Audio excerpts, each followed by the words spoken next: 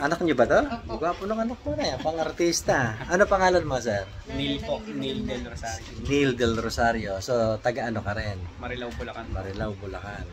Nung pumunta ka dito, sir, ano po yung pinayos mo? Yung lower back ko po kasi sumasakit. Yan. Tsaka yung aking kanang paa.